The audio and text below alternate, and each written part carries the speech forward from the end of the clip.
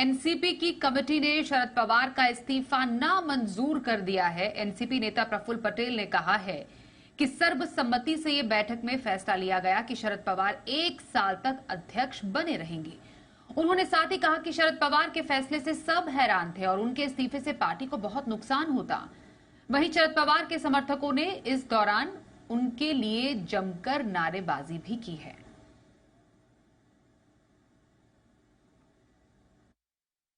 तो प्रस्ताव असा आम्ही केला आहे की राष्ट्रवादी काँग्रेस पक्षाचे राष्ट्रीय अध्यक्ष, देशाचे नेते आदरणीय खासदार शरदचंद्रजी पवार साहेब यांनी राष्ट्रीय अध्यक्ष पदाचा राजीनामा देण्याचा मनोदय व्यक्त केला होता। आदरणीय पवार साहेबांचा राजीनामा एकमतानं नामंजूर करण्यात येत असून और इसी खबर पर जी मीडिया संवाददाता अश्विनी पांडे हमारे साथ है। अश्विनी, साफ तौर पर एनसीपी की कमेटी ने शरद पवार का इस्तीफा तो नामंजूर कर दिया है, लेकिन सबसे बड़ा सवाल ये कि क्या पवार कमेटी की बात मानेंगे? अगला दांव अब शरद पवार का क्या हो सकता है? जी देखिए, कल शरद पवार वाईबी चौहान सेंटर पे जब बाहर आए थे, उस वक्त ही उन्होंने लोगों से बातचीत करते हुए, जो उनके समर्थक लगातार वाईबी चौहान सेंटर की सीढ़ियों पर बैठकर प्रदर्शन कर रहे थे, उससे उन्होंने कहा कि कल यानी कि आज के दिन बैठक होने वाली है शुक्रवार को, और इस बैठक में जो आप लोग चाहते हैं कमेटी उसको ध्यान में रखेगी और जो भी निर्णय लेगा उससे आप खुश होंगे। यानी कि कल ही इस बात के संकेत मिल गए थे कि कमेटी कहीं ना कहीं किसी अन्य नाम पर चर्चा नहीं करेगी, सिर्फ और सिर्फ अगर वहां कुछ बात होगी तो शरद पवार को ही अध्यक्ष के रूप में कायम रखा जाए, इस पर बात होनी है। और आज हुआ भी वही। सबसे पहले जब कमेटी बैठी, मीटिंग शुरू हुई, तो उसमें प्रफुल्ल पटेल की तरफ से प्रस्ताव रखा गया कि जो इन्होंने इस्तीफा दिया है शरद चंद्र पवार ने, उस इस्तीफे को नामंजूर किया जाए, जिसे बाकी सदस्यों ने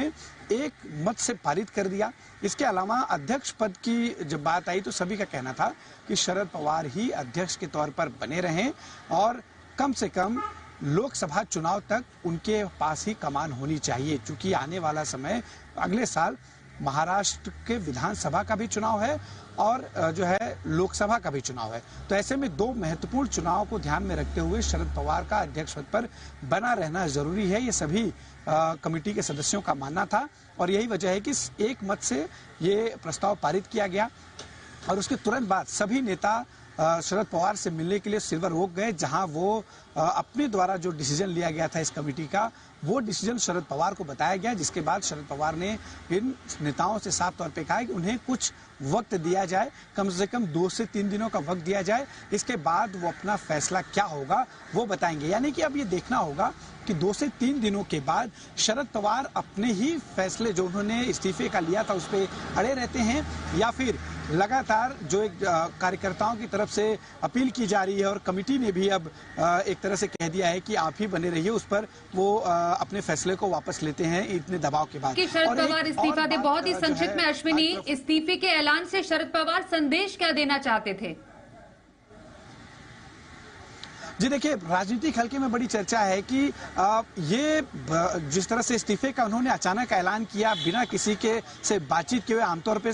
पार्टी के सारे डिसीजन वो बातचीत करके लेते हैं, तो यहाँ पर एक तरह से प्रेशर टैक्टिक्स जो है की गई, ताकि अगर जो फूट पड़ने की पिछले कुछ दिनों में बड़ी चर्चा थी कि अजित पवार भाजपा के खेमे में जा सकते हैं, सरकार परिवर्तन हो सकती है, ऐसे तमाम जो चर्चाएं थी, उन चर्चाओं के बीच शरद पवार ने ये मास्टर स्ट्रोक खेला और जिसकी वजह से सारी चर्चाएं पहली बात तो बंद हो गई। प्लस जो दूसरी एक तरह से नेताओं की इधर उधर जाने की जो खबरें थी, और शरद पवार ने बता दिया कि भाई मैं ही इस पार्टी का मुख्य नेता हूं, और जिस तरह से लोगों का प्रतिसाद न सिर्फ कार्यकर्ताओं का बल्कि दूसरे दलों के सीनियर लीडर्स के सुप्रिया सुले से लेकर प्रफुल्ल पटेल तक लगातार फोन आते रहे और उनकी एक ही मांग रही कि शरद पवार जो हैं वो एनसीपी के अध्यक्ष बने रहने चाहिए। इसका पार्टी की तरफ से और कार्यकर्ताओं की तरफ से इस बात का उन पर दबाव लगातार रखा जाए। और अब जिस तरह से कमेटी ने भी शरद पवार को ही अध्यक्ष पद के लिए लगातार कहा है कि वो बरकरार रहे, देखना होगा कि 2 से 3 दिनों में शरद पवार